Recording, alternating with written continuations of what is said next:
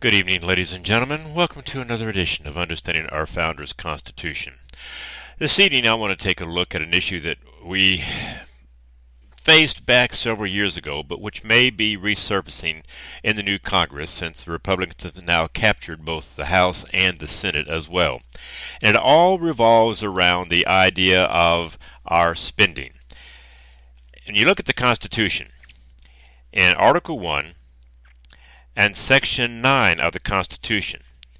It tells us, no money shall be drawn from the Treasury but in consequence of appropriations made by law.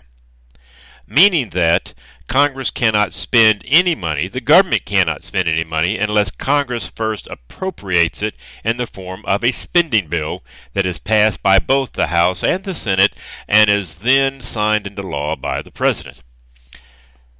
We have not had a budget in a number of years because Harry Reid and the Senate, and the Democrats in control of it, refused to pass a budget, even though the Republicans in the House passed one several times. It died on Harry Reid's desk. But that's not the case anymore. And so we will have Republicans in charge of both houses. And it remains to be seen as to whether or not this change is really going to bear any fruit of benefit to us, the people. Personally, I'm not holding my breath. The leadership of the establishment Republicans is not as bad as the Democrats, but they're really more Democrat-light. They're a lot like the Democrats. They both are crony capitalists. They're not in the mood to do what the people want, but what those who line their pockets with in their campaign coffers. Those are the ones they're going to serve, not the people, not the wishes of what we want done. But I want to go back a few years to 2011 because I fear that part of what was attempted back then may be tried again. And I want to refresh your memory about this particular bill that was put forth but did not pass so that we can be on the alert for what might be coming our way in 2015. And what I want to take a look at was the Cut, Cap, and Balance Act of 2011. It had three main parts. The final part was a balanced budget amendment that we'll focus on in our study. But I want to take back a look at this because it could very easily rear its head again, and it is a dangerous act that we all need to oppose. The reason why I bring this up is because you will hear conservative pundits on radio and Fox News on TV and perhaps in conservative newspapers and blog sites promoting this idea, and yet it is a dangerous idea. Now, as I said, this act back then, and may, as I said, very well be resurrected, had three parts to it. Now I want to point out that it is admirable and necessary that the allocation of our limited resources to all these myriad of programs and departments of the general government must and should be cut. The idea of cut, cap, and balance. Though the goal behind this part of the act is correct, the motive is off base. The goal is to eventually reach the point at which we have paid off our deficit and each year appropriate on a balanced budget, which is as it should be. However, the motive to achieve this is due to the nation being so deeply in debt that our economy, and indeed the prospect of the nation itself, collapsing, grows more and more credible every day. Though this fear is real, that is not the proper motive. The proper motive is that we need to cut spending because the majority of what is being spent is spent on items, programs, agencies, etc. that are unconstitutional. Things that are not part of the constitutionally authorized expenditures to which our founders restricted the central government to in Article 1, Section 8 of our Constitution. Now, when you look at our spending, and this is what a big worry I have right now, typically, it is supposed to be through 12 major appropriation bills, like the appropriations for the defense and so forth. And so that particular department of that particular area of government spending, the entire budget is lumped into that one big appropriations. Well, we are now facing what's called an omnibus spending bill. And what happens is that Congress takes these 12 different separate appropriations that should be voted on individually and debated, roll them all into one big huge ball of spending, and it is voted on Yes or no, up and down, no amendments, no changes allowed. And that's what may be coming, and that's what we have to definitely oppose. We talk about Wade, fraud, and abuse. Well, it's no wonder, is it not, when you take the entire government of the United States and roll the entire spending authorization to one big, huge mess. Who knows what's in that thing? We don't. And the senators and representatives that vote on it, they don't know, except for the ones that keep putting in all their little pork barrel special projects for their districts back home. And that type of nonsense has got to stop. But that's another discussion, another topic at another time, perhaps. But that is what the act was designed to do. It was designed to cut spending, which needs to be done. But the cutting needs to be not because we're in debt, but because they're spending on things they have no business spending money on. And so therefore, whenever you hear Congress talking about money that they're going to be spending, pull out your Constitution, open it up to Article 1, Section 8, and read down through that list of the enumerated powers and see if whether or not what they're proposing to spend the money on is listed there. You're going to find the majority of it is not listed, and therefore they should not be spending that money at all. And yet they do. And so that's where the cutting needs to come from, because it is not something authorized to the government. But let's continue. The second aspect of that act in 2011 was to cap the spending allowed by the government to a set percentage of the nation's GDP. All right, if we can't cut it all out, let's at least put a cap on it, put a lid on it. Well, this part of the act is inextricably joined with the third part, the so-called balanced budget amendment that you hear a lot of conservatives talking about. The amendment is unnecessary because, as I've just pointed out, there has already been a cap placed upon the limits of government spending from the very start of our republic. Our founders placed that limit within the Constitution, most of which can be found in Article 1, Section 8 that I've already mentioned. There is our cap, ladies and gentlemen. Whenever Congress wants to spend something, they say, not authorized, not authorized, not authorized, not authorized. There's your cap. If the government was limited to spending just on what it was authorized to do, we wouldn't have a debt. We wouldn't have a deficit problem. And our taxes would be markedly lower because they wouldn't need so much money. And so their attempt and their directive is misguided. But this idea of a cap on spending related to GDP is dangerous, because if you give somebody a limit, guess what they're going to do? They're going to run right up to that limit, are they not?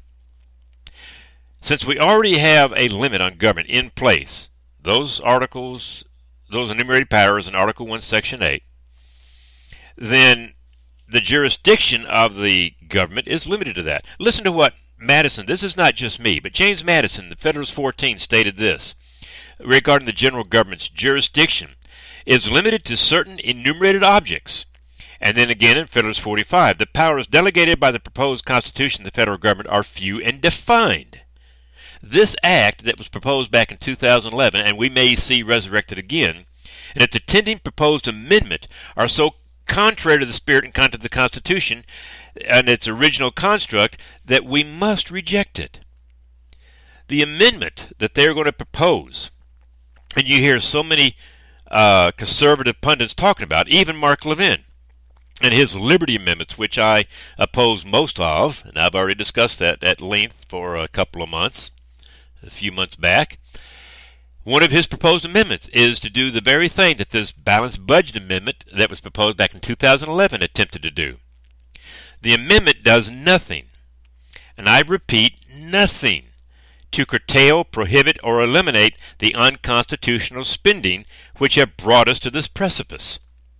It merely limits the government's level of spending to 18% of GDP. I believe Mark Levin's amendment was like 17 or 17.5% of GDP, which, as Congresses are wont to do, means that they will take this as constitutional authority to spend our money on anything they deem proper, just so long as they don't exceed the cap.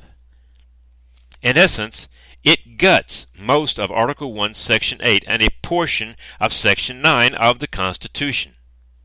In a word, it will constitutionalize those heretofore unconstitutional expenditures. We will thus continue to have a government unrestrained as it is now by the limited and enumerated powers listed in those sections. And if we are to restore our nation to its Jeffersonian, Republican, and Madisonian Federalist principles, this must be our approach to any and all legislation, be it regarding law or amendment. And so, think of it this way. If you, we talk about speed limits. If you set the speed limit at 65 miles an hour, what are people going to do? They're going to go 70 miles an hour because they're going to say, well, I know the police are going to give me 5 miles an hour leeway, and therefore I can go 70. Well, what happens if you set the speed limit at 70? Well, I can go 75 because I know the police are going to give me that 5 mile per hour leeway, and you see how it keeps on going. So no matter what you set the cap at, people are going to go right up to it. Now, of course, the amendment process, the thought is, by capping, means that they would not be able to go 5 miles per hour over. But we'll see a little bit later that that's not the case. But you get the point. If you tell people this is how far you can go and no further, when it comes to spending money, and we've seen how congressmen love to spend money because they love to distribute favors to their cronies so that they can get reelected by having them give money to them. We've seen how this works. Do you really think if the cap is set at 18% or 17% that they're going to spend only 14% and say, let's save the rest and give it back to the people? Not hardly. Anybody really wanting to hold their breath on something like that? No, they're going to spend every penny that they're allowed to spend and then try to find ways around it to spend even more, because that's what they do. They're not wed to the idea of a limited government, both Republicans and Democrats. There are a few in the Senate, there are a few in the House of Representatives who are constitutionalists, who do believe in limited government, who do want to trim the size of this monster that has grown over the decades and over the century. But not enough. And there are too many who get there with good intentions but become corrupted and fall into the same pattern of spend, spend, and more spend. And so we have to ask ourselves, why is Congress unwilling to do this? Can it be that they just won't man up and discharge their responsibilities, which they took an oath to do? I can only surmise that it has to be, in a word, politics. That is, they are unwilling to take a principled stand for the Constitution in fear that the media will spin it in some fashion that might endanger their reelection. This is precisely what this amendment will do. It will make politics easy for those we appoint to watch out for our interests instead of having them examine what they're passing to law and reflecting back upon whether it complies with the original intent of the Constitution or not, and what impact it will have on the future of our nation as a free and prosperous republic. This is not why we elect individuals to Congress. We elect them to guard us against the intrusion of the general government into our lives and to preserve our liberties so that we might enjoy our unalienable right to life and the pursuit of happiness. But if we make it so that, well, you can't spend any more than this, you can spend it on whatever you want, just not any more than this, then instead of them having to make their hard choices in regards to such issues perhaps as Social Security, defense spending, and Medicare, and Medicaid, and education, some of these other things that are not constitutional, it takes the pressure off us. Well, we can't spend any more because we're not authorized to because of the cap. Instead of saying we need to cut this spending to the bone or we need to eliminate this spending altogether because this program, this department, this agency is unconstitutional. Next week we'll take a look at this proposed amendment as it was back in 2011 and which is still being trumpeted and pursued by conservatives to see, is a balanced budget amendment really a wise thing? So I hope you'll tune in next Monday evening when we will take a look at that very subject. So until then, I wish you a good night and a pleasant week.